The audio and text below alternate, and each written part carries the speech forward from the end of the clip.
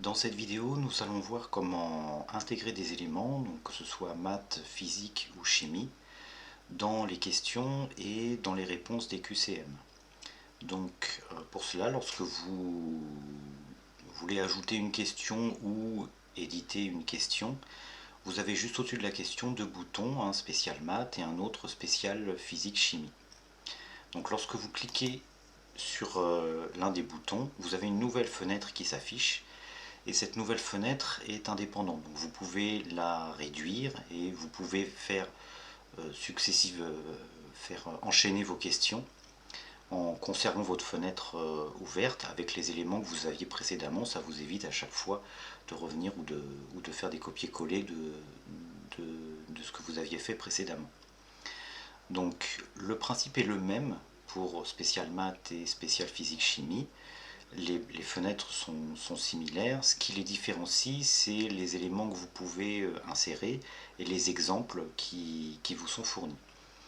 Donc lorsque vous ouvrez cette fenêtre, vous avez un premier cadre dans lequel vous pouvez saisir du texte dedans. Et ce que vous allez saisir dans cette fenêtre va être interprété juste en dessous. Donc en dessous, ici, c'est ce qui sera visible dans les QCM. Donc vous pouvez insérer donc, toute une série d'éléments que vous voyez.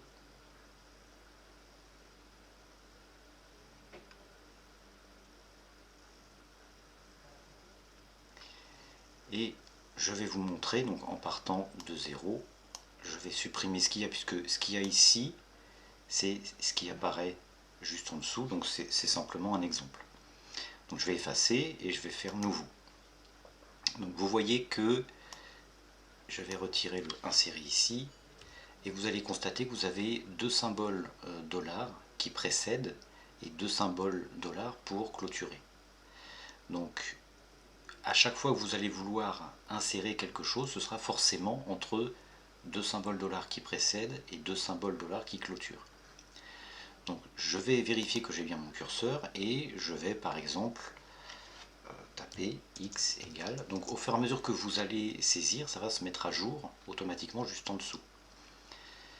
Donc là ce que je vais faire, c'est que je vais insérer, c'est simplement pour vous montrer. Je vais prendre le plus. Je vais remettre mon curseur, je vais mettre un espace pour que ce soit le plus lisible. Je vais remettre un espace, je vais insérer un autre élément, etc. Donc à chaque fois, vous devez bien placer votre curseur là où vous souhaitez insérer l'élément désiré. Donc pour le plus, le moins et le égal, vous pouvez les saisir directement au clavier. Vous avez ici les deux, plus, moins, et vous avez aussi égal un peu plus bas en un qui est disponible pour insérer au cas où. Et vous avez aussi donc certains éléments qui sont disponibles au clavier, mais que vous avez aussi disponibles en insertion au cas où vous n'arriveriez pas à trouver. Donc une fois que vous avez fait une insertion, si vous voulez voir ce que ça donne, vous cliquez sur actualiser et vous allez avoir le résultat. Donc pour représenter certains éléments, typiquement comme la multiplication, c'est anti-slash times. Pour représenter une somme, c'est anti-slash somme, etc. Donc ce que je vais faire, c'est que je vais retirer ça parce que je vais vous montrer, vous pouvez saisir directement au clavier, puisqu'au fur et à mesure, vous allez retenir que pour obtenir tel ou tel élément, c'est tel ou tel tag. Donc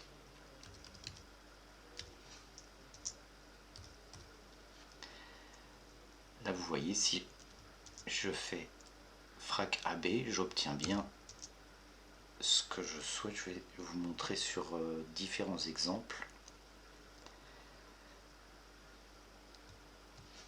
Et je vais faire, par exemple, je vais refaire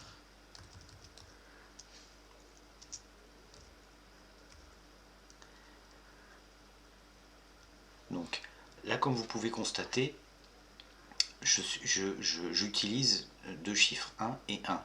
La seule chose, c'est qu'évidemment, ils ne sont pas l'un à côté de l'autre, puisque j'ai utilisé anti-slash frac.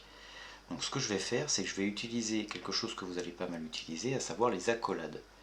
Donc ce que je vais faire, c'est que je vais mettre mon premier 1 entre deux accolades, et je vais mettre mon deuxième 1 entre deux accolades. Et maintenant, tout ce que je vais saisir dans cette première section, donc accolade d'ouverture 1 et accolade de fermeture, ce sera en haut. Et tout ce que je vais saisir dans la seconde accolade, ce sera en bas. Et vous allez voir que ce principe d'accolade, vous allez pouvoir l'utiliser pas mal de fois. Typiquement, par exemple, si je veux, notamment pour les puissances. Donc pour les puissances, c'est l'accent circonflexe.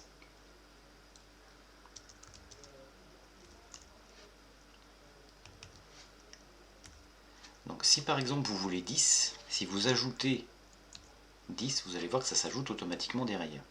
Donc ce que je veux, c'est pouvoir les regrouper. Et pour les regrouper, c'est exactement le même principe que ce qu'on a vu précédemment, c'est avec des accolades. Donc je vais mettre 10 entre deux accolades, et là, je vais bien avoir mes éléments qui sont regroupés. Là, je vais vous donner un autre exemple, je vais regrouper une série d'éléments. Donc ce que je vais faire, c'est que je vais mettre tout de suite mes accolades.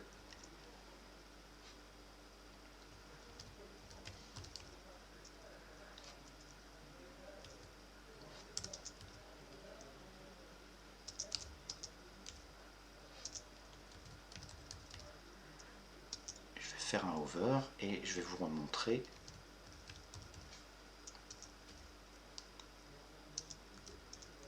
Donc là, vous voyez, c'est exactement le même principe. J'ai mon 1 plus 1 que je voudrais associer, je voudrais que ce soit pris intégralement. Donc je vais reprendre exactement le même principe, je vais utiliser des accolades. Donc je vais mettre mon 1 plus 1 entre deux accolades. Et là, ça va être intégré comme je veux. Donc vous avez donc tous les éléments dont vous pourriez avoir besoin qui sont insérables, qui sont disponibles ici. Et vous avez aussi des exemples, alors plus ou moins complets, de tout ce que vous pouvez faire.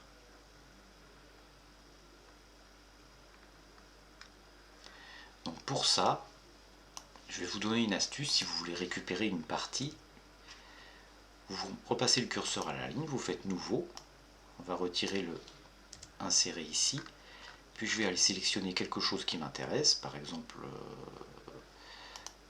je vais prendre ça, donc ça a été intégré ici, je vais faire actualiser, et là en dessous j'ai bien tous les éléments que j'avais souhaité insérer. Et là, vous allez pouvoir voir tous les tags qui ont été utilisés, comment ça a été utilisé pour pouvoir générer cet élément-là. Donc une fois que vous avez ce que vous souhaitez, vous allez sélectionner tout ce qu'il y a dans cette zone de texte, faire un clic droit et copier. Je vais réduire cette fenêtre. Et dans ma question, je vais donc aller poser ma question. On va dire quelle est la valeur de x par exemple. Je vais aller agrandir un peu pour voir ce que je fais. Et puis je vais faire un clic droit et coller pour intégrer ce qui apparaîtra dans les QCM. Et je vais ensuite aller faire mes réponses. Par exemple, x égale 1, x égale 2, x égale 3.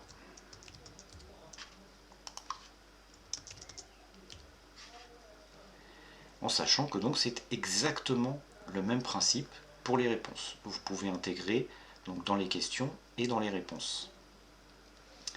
Pour les réponses, si vous voulez intégrer, je vais coller ce que j'ai fait ici, si vous voulez intégrer, il faut savoir que ce sera centré. Donc pour que ce soit bien lisible, je vous invite vivement à rajouter du texte au-dessus. Donc vous pouvez insérer directement, vous pouvez insérer, je vais remettre ma formule, parce que du coup vous allez avoir le réponse D qui va être bien attaché à l'élément à cocher, et ce que vous avez créé sera bien centré juste en dessous, donc ce sera bien plus clair. Donc dans les réponses, n'hésitez pas, même si c'est pas une obligation, à insérer quelque chose pour pas que ça porte à confusion. Et ce que je vais faire, c'est que je vais enregistrer, comme ça on va aller voir ce que ça donne.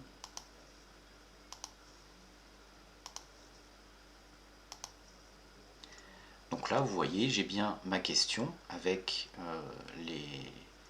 avec ce que vous souhaitez intégrer juste en dessous, et les réponses avec notamment la réponse qui inclut, là encore, ce que j'ai souhaité intégrer. Pour éditer, c'est exactement le même principe. Je vais me retrouver donc avec ma formule ici, et je vais faire un clic droit, copier, et puis comme je n'avais pas fermé ma fenêtre, je vais la réouvrir, elle est là, bon évidemment c'est la même, c'est exactement la même chose. Je vais coller, ça va me permettre de voir et de modifier ce que je souhaite modifier. Une fois que la modification correspond, je vais refaire le même principe, à savoir resélectionner, copier et puis aller supprimer pour pouvoir modifier, mettre mes nouveaux éléments. Pour le physique-chimie, c'est exactement le même principe. Alors juste une petite chose, là typiquement si je clique il ne se passe rien. C'est tout simplement parce que ma fenêtre est déjà ouverte. Donc c'est simplement pour vous prévenir, ne cherchez pas. Donc sur physique-chimie, vous allez voir, c'est très similaire. Volontairement le design est le même. La seule chose, c'est que évidemment dans les éléments à insérer et dans les exemples que vous pouvez avoir, bien évidemment, il va y avoir des changements. Ce sera bien évidemment pas tout à fait la même chose. Et en sachant que c'est exactement le même principe, je vais sélectionner et je vais insérer autre chose. Je vais vouloir insérer ça. Je vais actualiser. Et donc vous allez utiliser principalement anti/CE et anti/PM pour physique et chimie.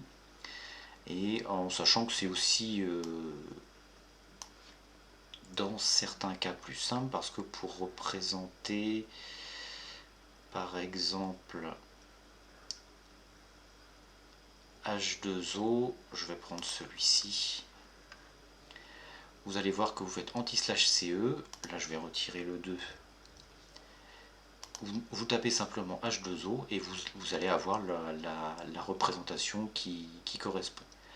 En sachant que c'est toujours le même principe, vous sélectionnez, vous copiez et vous collez là où vous souhaitez. Voilà, j'espère que cette vidéo a été suffisamment claire.